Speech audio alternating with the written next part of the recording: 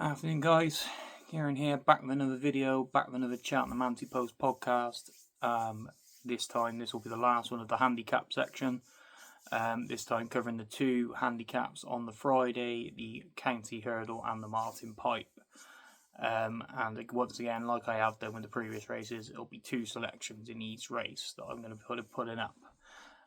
So starting with the County Hurdle, the first horse I'm going to mention is Ethical Diamond of Willie Mullins's.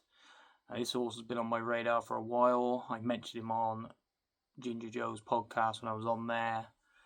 Not the last time I was on there, the time before, when he has a bit of a dark horse for this race. He since went and had his fifth run where he went and won at Punchestown, so he's now qualified. He's been a bit harshly treated by the handicapper. He got given 1-4-3, so the handicapper's definitely found it, but I think there's still untapped potential in his mark and he could potentially go close here.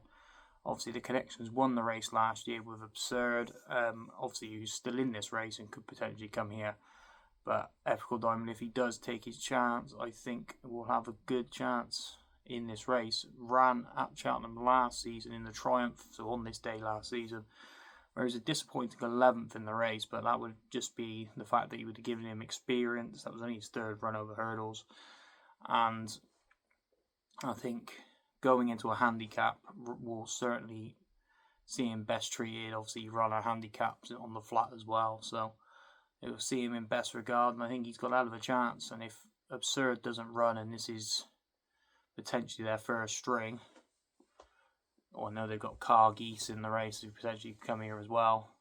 Willie Mullins has potentially got a big string in this race, but 1-4-3, I couldn't see, potentially could be harshly treated, but I'm willing to take a go. So 12-1, 1 point each way for Ethical Diamond. The second one that I'm going to put up has definitely not been harshly treated by the handicapper, although they have been playing the system very well, and that is Valgrand of Dan Skelton's, currently 12-1. He's actually only rated 1-3-4. I couldn't believe it when I checked his mark. I was going through this. Rated 134. He's actually come down £6 and then finishing second to Potter's Charm in November. Now, they were very clever. They got 2 hurdles runs into this boy at the end of last season. So they only technically needed the 3 more runs to qualify for a handicap. He went and won in October and won very, very impressively in October. And I think it was a Crossroads when he ran in the race in November. I think if he'd won the race in November, I think he would have been going down the line of a Turner's horse, potentially, or a Supreme horse.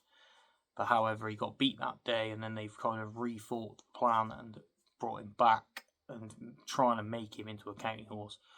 Now, how do they make him into a county horse? They've obviously had to get his mark down, which they've done with a change of tactics. The first 2 runs this season, in October and November, he was very much prominent in his races up the front, showing all his speed and all this. I know it was smaller field races that he was running in, 4 or 5 runner races, but he was up the front and very much prominent all the way around.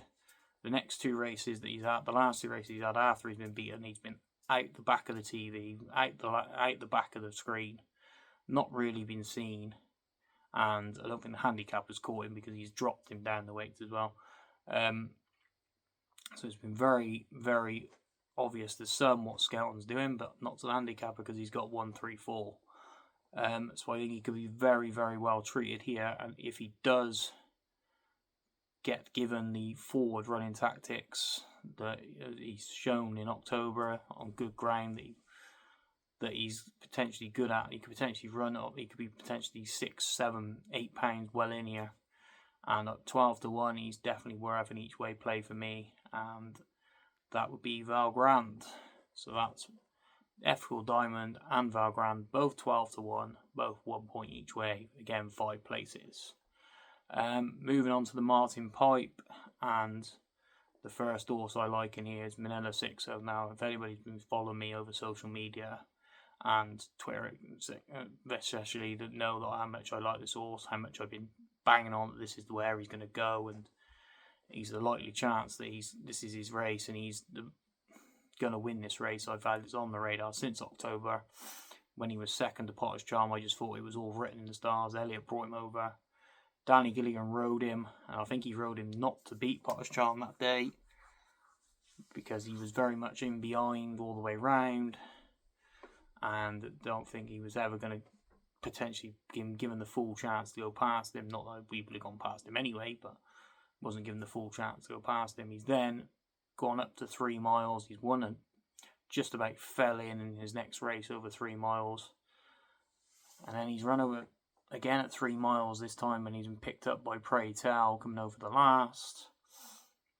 He then ran behind the big Westerner and Moz's sister next time out, which is decent form in the book.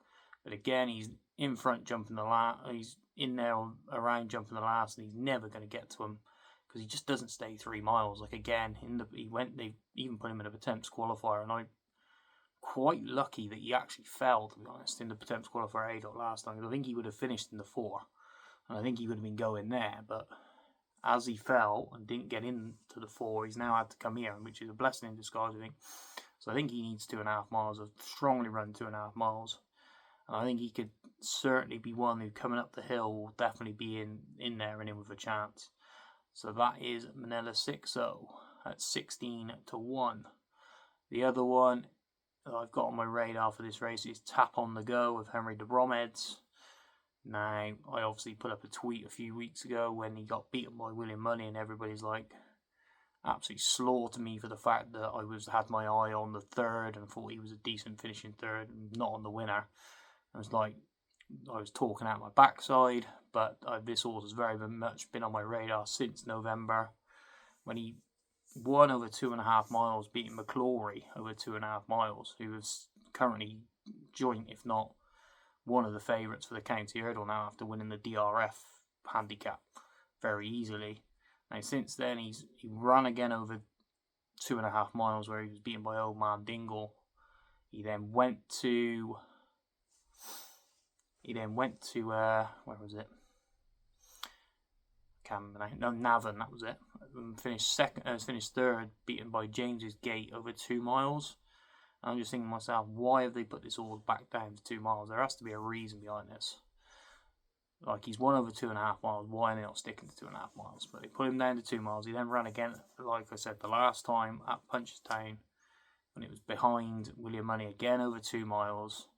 And he's doing all his best work at the end. All his best work. He's now had his 5 runs over hurdles. He's now handicapped.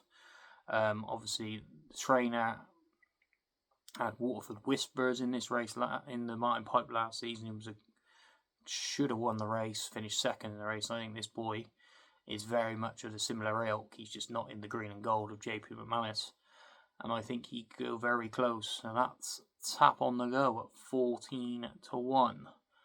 So to sum up all 4 selections for this video, firstly start with the county. We've got Ethical Diamond and Valgrand both at 12-1. 1 point each way, 5 places. And for the Martin Pipe, we've got Manila 6-0 at 16s and Tap on the Go at 14s, both a point each way, 5 places. That is all the handicap videos done. If you want to watch any of the others, please go through the channel. They're all up on the page to go through. That's all the handicaps I'm going to discuss. Later on in the week, I will do videos regarding the novice and championship races, and hopefully we shall find plenty of winners. But thanks for listening, guys, and happy punting.